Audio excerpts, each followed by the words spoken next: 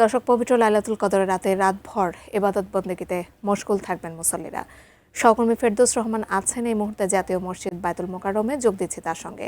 ফেরদৌস, শবে কদরকে সামনে রেখে মুসল্লিরা কেমন উপস্থিতি দেখতে পাচ্ছেন এই মুহূর্তে, সেখানে আপনার মাধ্যমে জানতে চাই। জাকিয়া, আজকে পবিত্র লাইলাতুল কদর, আসলে কদরের রাত নিয়ে নতুন কিছু বলার নাই।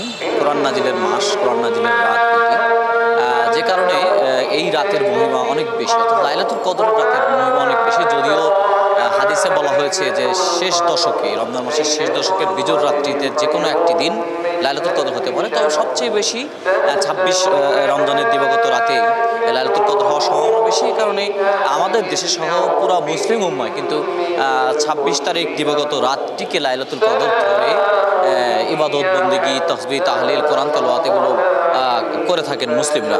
আমি বায়তুল মোকাররম জাতীয় মসজিদে রয়েছি। এখানে যখন আমরা আসি তখন লাইলাতুল কদরের গুরুত্ব ও তাৎপর্য নিয়ে মাগরিবের পর থেকে আলোচনা হচ্ছিল। সেই আলোচনায় মুসল্লিরা অংশ নিয়েছেন। এই মুহূর্তে এখানে সালাতুল ইশা আদায় করা হচ্ছে। ইশার নামাজ জামাতে আদায় করা এবং ফজরের নামাজ জামাতের সঙ্গে আদায় করা, তাহাজ্জুদ আদায় করা। হাদিসে আছে যে যদি কোনো বান্দা লাইলাতুল কদরের রাতে ইশার নামাজ জামাতে আদায় করে, সেই সঙ্গে ঘুম থেকে উঠে তাহাজ্জুদ এবং ফজরের নামাজ, তাহাজ্জুদের নামাজ পড়ার পরে ফজরের নামাজ যদি জামাতে আদায় করে, তাহলে তার জন্য লাইলাতুল কদর লাভের যে বিরল সুযোগ, সেটি আল্লাহ করে দেন। তো সেই উদ্দেশ্যেই এখানে মুসলিমরা এসেছেন, মুসল্লিরা এসেছেন।